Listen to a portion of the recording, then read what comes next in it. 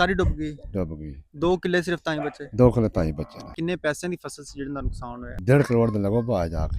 1.5 ਕਰੋੜ ਰੁਪਇਆ। ਹਾਂਜੀ, ਕੀ ਕਰੇਗਾ ਠੇਕੇਦਾਰ ਤੁਹਾਡੇ ਨਾਲ? ਹੁਣ ਉਹਨੇ ਤਾਂ ਨਹੀਂ ਛੱਡਨੇ ਪੈਸੇ। ਲੈਣੇ ਨੇ? ਹਾਂ, ਕੀ ਸੂਰਤ ਹਾਲ ਹੈ? ਜ਼ਮੀਨ ਵਾਹ ਲਈ ਹੈ, ਬੀਜ ਲਈ ਹੈ ਜਾਂ ਕੀ ਮਸਾਇਲ? ਨਹੀਂ ਬੈਠੇ ਹੁਣ ਉਹ ਜ਼ਮੀਨ ਕਾਹਦਾ ਵਾਜੇ।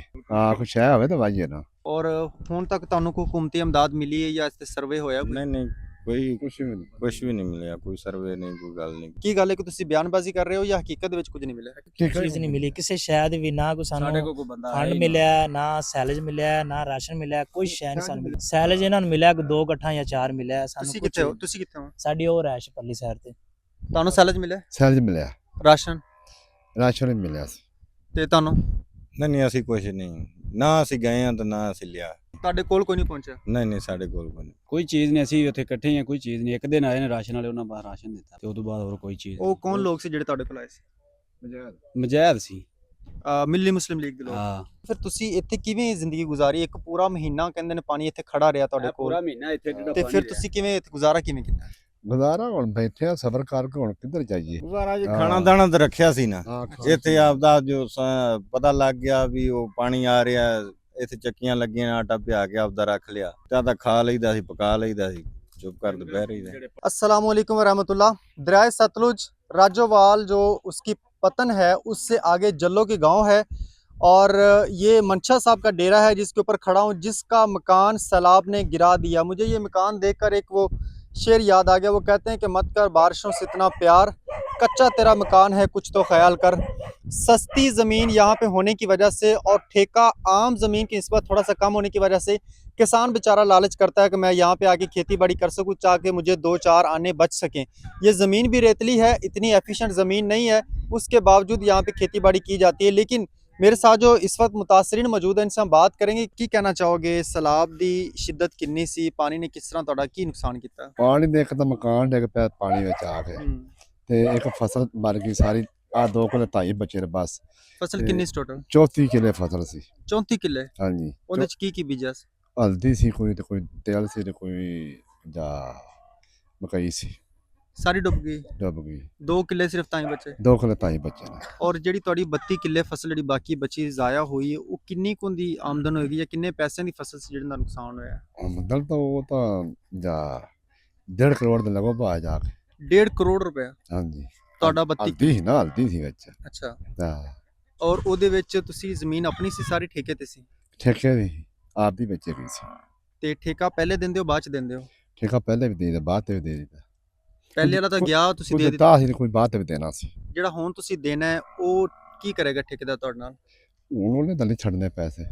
ਲੈਣੇ ਨੇ? ਹਾਂ, ਤੇ ਹੁਣ ਤੁਹਾਡੇ ਕੋਲ ਕੀ ਸੂਰਤ ਹਾਲ ਹੈ? ਜ਼ਮੀਨ ਵਾਹ ਲਈ ਹੈ, ਬੀਜ ਲਈ ਹੈ ਜਾਂ ਕੀ ਮਸਾਇਲ? ਨਹੀਂ ਬੈਠੇ ਹੁਣ ਉਹ ਜ਼ਮੀਨ ਕਾਹਦਾ ਵਾਜੇ। ਹਾਂ, ਕੁਛ ਹੈ ਹੋਵੇ ਤਾਂ ਵਾਜੇ ਨਾ। ਕੋਈ ਚੀਜ਼ ਨਹੀਂ ਹੈ ਕੋਲ। ਨਹੀਂ, ਤੁਸੀਂ ਇੰਨਾ ਦੁੱਖ, ਇੰਨਾ ਸਦਮਾ ਸਹਿਣ ਦੇ ਬਾਵਜੂਦ ਤੁਹਾਡੇ ਚਿਹਰੇ ਤੇ ਮੁਸਕਰਾਹਟ ਹੈ। ਮੇਰਾ ਖਿਆਲ ਹੈ ਕਿ ਤੁਸੀਂ ਦਿਲ 'ਚ ਸ਼ੁਕਰੀਆ ਅਦਾ ਕਰ ਰਹੇ ਹੋ ਉਹਦੇ ਮਾਲਕ ਦਾ। ਉਹ ਸ਼ੁਕਰ ਹੈ ਮਾਲਕ ਦਾ। ਹੁਣ ਉਹ ਜਾਂ ਮਰ ਜਾਈਏ, ਹੁਣ ਕੀ ਕਰੀਏ। रहना तो है। ਹਾਂ, ये यकीनन चेहरे की स्माइल, यहाँ पे कोई खुशी का तासुर नहीं है, ये एक दुख की घड़ी है, लेकिन अल्लाह ने हौसला दिया हुआ है। ਸਾਡੇ ਬਾਰੇ ਕੁਝ ਸੋਚਿਆ ਜਾਏ, ਸਾਨੂੰ ਕੋਈ ਫੰਡ ਦਿੱਤਾ ਜਾਏ। ਸਾਡਾ ਬੜਾ ਨੁਕਸਾਨ ਹੋਇਆ ਹੈ, ਉਹਨਾਂ ਦੀ ਮਿਹਰਬਾਨੀ ਬਾਜੀ ਮਰੀਮ ਜੀ ਦੀ ਕੁਛ ਸ਼ਾਇਦ ਦੇ ਦੇਵੇ। ਹਜੇ ਤੱਕ ਕੋਈ ਚੀਜ਼ ਮਿਲੀ ਨਹੀਂ, ਅਜੇ ਤੱਕ ਕੋਈ ਚੀਜ਼ ਨਹੀਂ ਮਿਲੀ। ਤੁਹਾਡਾ ਨਾਮ ਕੀ ਹੈ ਜੀ? अब्बास अली। ਤੁਸੀਂ ਕਿੱਥੇ ਰਹਿੰਦੇ ਹੋ? ਅਸੀਂ ਅਸਮਾਏ ਹਮਸਾਏ ਨਾਲ ਹੀ। ਤੁਹਾਡਾ ਵੀ ਨੁਕਸਾਨ ਹੋਇਆ ਹੈ? ਬਿਲਕੁਲ ਜੀ। ਕਿੰਨੀ ਤੁਹਾਡੀ ਕਿੰਨੇ ਏਕੜ ਜ਼ਮੀਨ? ਸਾਡੇ 1 ਮੁਰੱਬਾ ਜ਼ਮੀਨ ਸੀ ਠੇਕੇ ਤੇ। 25 ਏਕੜ ਯਾਨੀ? ਹਾਂਜੀ ਹਾਂਜੀ, ਸਾਰੀ ਠੇਕੇ ਤੇ? ਸਾਰੀ ਠੇਕੇ ਤੇ। ਫਸਲ ਕਿਹੜੀ ਕਿਹੜੀ? ਮੇਰੀ ਮਕਈ ਸੀ ਤੇ 2 ਕਿੱਲੇ ਤਾਂ ਹੀ ਸੀ ਬਸ। ਬਚਿਆ ਕੀ? ਕੁਝ ਵੀ ਨਹੀਂ ਕੀ ਬਚਣਾ। 25 ਏਕੜ ਸਾਰੀ ਡੁੱਬ ਗਈ? ਸਾਰੇ ਹਾਂਜੀ, ਸਾਰੀ ਡੁੱਬ ਗਈ। ਸਾਰੀ ਡੁੱਬ ਗਈ। ਔਰ ਅਗਰ ਪੈਸਿਆਂ ਦੇ ਅੰਦਾਜ਼ਾ ਲਾਇਆ ਜਾਏ ਤਾਂ ਕਿੰਨਾ ਕੁ ਤੁਹਾਡਾ ਨੁਕਸਾਨ ਹੋਇਆ ਹੈ? ਪੈਸਿਆਂ ਦਾ ਅੰਦਾਜ਼ਾ ਲਾਇਆ ਜਾਏ ਤਾਂ ਕੋਈ 40 ਲੱਖ ਦਾ ਨੁਕਸਾਨ ਹੋਇਆ ਸਾਡਾ। 40 ਲੱਖ ਰੁਪਏ ਦਾ? ਹਾਂਜੀ। ਔਰ ਹੁਣ ਤੱਕ ਤੁਹਾਨੂੰ ਕੋਈ ਹੁਕੂਮਤੀ ਇਮਦਾਦ ਮਿਲੀ ਹੈ ਜਾਂ ਇਸ ਤੇ ਸਰਵੇ ਹੋਇਆ ਕੋਈ? ਨਹੀਂ ਕੋਈ ਕੁਛ ਵੀ ਨਹੀਂ। ਨਹੀਂ ਮਿਲਿਆ, ਕੋਈ ਸਰਵੇ ਨਹੀਂ, ਕੋਈ ਗੱਲ ਨਹੀਂ, ਕੋਈ ਬਾਤ ਨਹੀਂ। ਅੱਛਾ, ਮੈਂ ਇੱਥੇ ਇੱਕ ਹੋਰ ਗੱਲ ਕਰਨਾ ਚਾਹਾਂਗਾ। ਇੱਕ ਹੁੰਦਾ ਕਿ ਅਸੀਂ ਬਿਆਨ ਦੇ ਦਿੰਦੇ ਹਾਂ ਕਿ ਮੀਡੀਆ ਤੇ ਸਾਨੂੰ ਕੁਝ ਨਹੀਂ ਮਿਲਿਆ, ਇੱਕ ਗੱਲ ਹੁੰਦੀ ਹਕੀਕਤ ਦੇ ਵਿੱਚ ਕਿ ਵਾਕਈ ਨਹੀਂ ਮਿਲਿਆ। ਇੱਕ ਹੁੰਦਾ ਕਿ ਅਸੀਂ ਬਿਆਨਬਾਜ਼ੀ ਕਰਨੇ ਆ। ਕੀ ਗੱਲ ਹੈ ਕਿ ਤੁਸੀਂ ਬਿਆਨਬਾਜ਼ੀ ਕਰ ਰਹੇ ਹੋ ਜਾਂ ਹਕੀਕਤ ਦੇ ਵਿੱਚ ਕੁਝ ਨਹੀਂ ਮਿਲਿਆ? ਹਕੀਕਤ ਚੀਜ਼ ਨਹੀਂ ਮਿਲੀ ਕਿਸੇ ਸ਼ੈ ਦੀ ਵੀ, ਨਾ ਕੋਈ ਸਾਨੂੰ ਫੰਡ ਮਿਲਿਆ, ਨਾ ਸੈਲਜ ਮਿਲਿਆ, ਨਾ ਰਾਸ਼ਨ ਮਿਲਿਆ, ਕੋਈ ਸ਼ੈ ਨਹੀਂ ਸਾਨੂੰ ਮਿਲੀ। ਠੀਕ ਹੈ, ਸੈਲਜ ਇਹਨਾਂ ਨੂੰ ਮਿਲਿਆ ਕਿ 2 ਗੱਠਾਂ ਜਾਂ 4 ਮਿਲਿਆ ਸਾਨੂੰ। ਤੁਸੀਂ ਕਿੱਥੇ ਹੋ? ਤੁਸੀਂ ਕਿੱਥੇ ਹੋ? ਸਾਡੀ ਉਹ ਰੈਸ਼ ਪੱਲੀ ਸਾਈਡ ਤੇ। ਤੁਹਾਨੂੰ ਸੈਲਜ ਮਿਲਿਆ? ਸੈਲਜ ਮਿਲਿਆ, ਰਾਸ਼ਨ? ਰਾਸ਼ਨ ਹੀ ਮਿਲਿਆ ਸੀ। ਤੇ ਤੁਹਾਨੂੰ ਨਹੀਂ ਅਸੀਂ ਕੁਛ ਨਹੀਂ, ਨਾ ਅਸੀਂ ਗਏ ਆ ਤੇ ਨਾ ਅਸੀਂ ਲਿਆ, ਠੀਕ ਅਸੀਂ ਗਏ ਨਹੀਂ। ਤੁਹਾਡੇ ਕੋਲ ਕੋਈ ਨਹੀਂ ਪਹੁੰਚਿਆ ਨਹੀਂ ਸਾਡੇ ਕੋਲ ਕੋਈ ਨਹੀਂ। ਔਰ ਤੁਹਾਡੇ ਕੋਲ ਕੋਈ ਸ਼ੈ ਨਹੀਂ ਸਾਡੇ ਕੋਲ ਆਈ। ਤੁਸੀਂ ਵੀ ਇਹਨਾਂ ਦੇ ਮਸਾਏ ਹੋ ਹਾਂਜੀ ਅਸੀਂ ਉੱਥੇ ਸਾਡੀ ਹੋਰ ਐਸ਼ ਤੇ ਤੁਹਾਡੇ ਕੋਲ ਕਿਹੜੀ ਚੀਜ਼ ਪਹੁੰਚੀ? ਕੋਈ ਚੀਜ਼ ਨਹੀਂ, ਅਸੀਂ ਉੱਥੇ ਇਕੱਠੇ ਹੀ ਆ, ਕੋਈ ਚੀਜ਼ ਨਹੀਂ। ਇੱਕ ਦਿਨ ਆਏ ਨੇ ਰਾਸ਼ਨ ਵਾਲੇ, ਉਹਨਾਂ ਬਾਹਰ ਰਾਸ਼ਨ ਦਿੱਤਾ, ਬਸ ਉਹਨਾਂ ਸਾਨੂੰ ਕਾਰਡ ਦਿੱਤਾ ਕਿ ਰਾਸ਼ਨ ਲੈਣ ਆਓ, ਬਸ ਉਹ ਅਸੀਂ ਲੈ ਕੇ ਆਏ ਹਾਂ। ਤੇ ਉਦੋਂ ਬਾਅਦ ਹੋਰ ਕੋਈ ਚੀਜ਼ ਉਹ ਕੌਣ ਲੋਕ ਸੀ ਜਿਹੜੇ ਤੁਹਾਡੇ ਕੋਲ ਆਏ ਸੀ? ਮਜੈਦ ਸੀ। ਮਿਲੀ ਮੁਸਲਿਮ ਲੀਗ ਦੇ ਲੋਕ। ਹਾਂ, ਔਰ ਉਸ ਤੋਂ ਬਾਅਦ ਕੋਈ ਨਹੀਂ ਆਇਆ? ਉਹ ਤੋਂ ਬਾਅਦ ਕੋਈ ਬੰਦਾ ਨਹੀਂ ਆਇਆ, ਸਾਡੀ ਕਿਸੇ ਖਬਰ ਹੀ ਨਹੀਂ ਲਈ ਵੀ ਮਰ ਮੁਰ ਗਿਆ ਜੇ ਕਿ ਗਏ। ਔਰ ਅੱਛਾ ਤੁਸੀਂ ਮੈਨੂੰ ਇਹ ਦੱਸੋ ਫਿਰ ਤੁਸੀਂ ਇੱਥੇ ਕਿਵੇਂ ਜ਼ਿੰਦਗੀ ਗੁਜ਼ਾਰੀ? ਇੱਕ ਪੂਰਾ ਮਹੀਨਾ ਕਹਿੰਦੇ ਨੇ ਪਾਣੀ ਇੱਥੇ ਖੜਾ ਰਿਹਾ ਤੁਹਾਡੇ ਕੋਲ, ਪੂਰਾ ਮਹੀਨਾ ਇੱਥੇ ਤੇ ਫਿਰ ਤੁਸੀਂ ਕਿਵੇਂ ਇੱਥੇ ਗੁਜ਼ਾਰਾ ਕਿਵੇਂ ਕੀਤਾ? ਗੁਜ਼ਾਰਾ ਹੁਣ ਬੈਠੇ ਆ ਸਬਰ ਕਰਕੇ, ਹੁਣ ਕਿੱਧਰ ਜਾਈਏ। ਗੁਜ਼ਾਰਾ ਜੀ ਹਾਂ। ਖਾਣਾ ਦਾਣਾ ਤੇ ਰੱਖਿਆ ਸੀ ਨਾ, ਹਾਂ, ਇੱਥੇ ਆਪਦਾ ਜੋ ਪਤਾ ਲੱਗ ਗਿਆ ਵੀ ਉਹ ਪਾਣੀ ਆ ਰਿਹਾ, ਇੱਥੇ ਚੱਕੀਆਂ ਲੱਗੀਆਂ, ਆਟਾ ਪਿਆ ਕੇ ਆਪਦਾ ਰੱਖ ਲਿਆ, ਤਾਂ ਖਾ ਲਈਦਾ ਸੀ, ਪਕਾ ਲਈਦਾ ਸੀ, ਚੁੱਪ ਕਰ ਬਹਿ ਰਹੀਦਾ। ਜਿਹੜੇ ਪੱਠੇ ਨੇ ਸਾਰੇ ਸੜ ਗਏ, ਮਾਲ ਕੁੱਤਾ ਮਰ ਗਿਆ। अच्छा जानवरों का क्या बना? ਜਾਨਵਰ ਫਿਰ ਤਰਲਿਆਂ ਤੁਰਲਿਆਂ ਨਾਲ ਲਿਆ ਲੋ ਕੇ ਤੇ ਪੱਠੇ ਪਾਉਂਦੇ ਰਹੇ ਆ, ਵੀ ਕਿਹੜੇ ਕੋ ਬਚੇ ਮਾੜੇ ਮੋਟੇ ਜਿਹੜੇ ਉੱਚੀਆਂ ਥਾਵਾਂ ਤੇ ਸੀ, ਉਤੋਂ ਵੱਢ ਵੁੱਢ ਕੇ ਪਾਣੀ ਏਡੇ ਏਡੇ ਚ ਲਿਆ ਕੇ ਤੇ ਪਾਉਂਦੇ ਪਤਾ ਨਹੀਂ 4 ਦਿਨ कितना कितना पानी से? ਇੰਨਾ इन्ना ना पानी? ਹਾਂ, ਉਹਦੇ ਵਿੱਚੋਂ ਪੱਠੇ ਵੱਢ ਵੱਢ ਕੇ ਲਿਆਉਂਦੇ ਨੇ ਡਰਮਾਂ ਦੇ ਉੱਤੇ, ओए होए। ਤੇ ਮਾਲ ਨੂੰ ਲਿਆ ਕੇ ਪੱਠੇ ਪਾਉਂਦੇ ਨੇ। ਇਹ ਵੇਖੋ ਨਾ ਕੜਾਇਆ ਰੱਖਿਆ ਸੀ, ਇਹਦੇ ਉੱਤੇ ਲੱਦ ਕੇ ਲੈ ਆਈਦਾ। ਤੇ ਇੱਥੇ ਤੁਸੀਂ ਆਏ, ਇੱਥੇ ਪਾਣੀ ਦੀ ਹਾਈਟ ਲਾ ਲਓ ਨਾ, ਵੀ ਇੱਥੇ ਹੁਣ ਆ ਜਗ੍ਹਾ ਕਿੰਨੀ ਉੱਚੀ ਸੀ ਤੇ ਆਹ ਕਮਰਾ ਕਿੰਨਾ ਉੱਚਾ ਹੈ, ਉਸ ਹਿਸਾਬ ਨਾਲ ਇੱਥੇ ਤੇ ਆ ਹੀ ਜਾਂਦਾ है।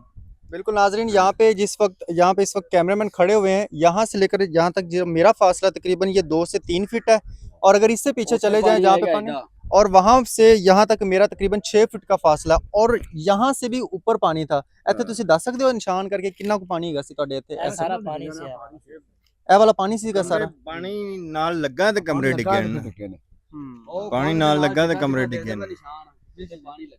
हाँ नाज़रीन, कैमरामैन जूम करके दिखाइएगा, ये ज़रा दीवार के साथ जो कह रहे हैं कि निशान जो है ये पानी का यहाँ तक था, ये जो सामने अभी तक गीला नज़र आ रहा है।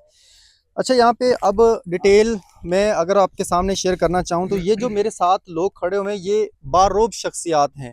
ये कोई यहाँ पे वो आम लोग नहीं हैं, ये ज़मीन दार थे, यहाँ पे इनके पास माल मवेशी थे, अच्छा खासा खाते थे, पहनते थे, सब कुछ था। आज ये लोग जो मेरे साथ इस वक्त खड़े हुए हैं, ये कोई ना तो वो उस तबका से ताल्लुक़ रखते हैं जो कि बहुत ज़्यादा झूठ बोल सकें, ना ही उस तबका से ताल्लुक़ रखते हैं कि जो कि गैर ज़रूरी गैर ज़िम्मेदार बात करें।